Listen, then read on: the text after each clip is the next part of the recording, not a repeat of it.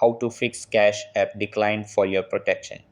Hey guys, in this video, I am going to show you how you can fix the Cash App decline for your protection. So make sure to watch this video till the end and let's get started.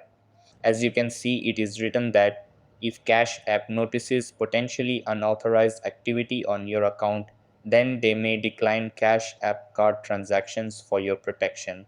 So that's why declining error issue arises.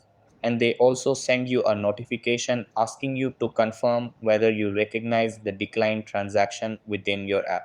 So, in order to fix the Cash App decline for your protection, what you have to do is tap on the Activity tab in the bottom right corner of your Cash App home screen.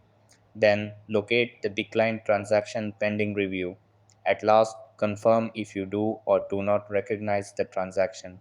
So that's how you can fix Cash App declined for your protection. That's all for this video.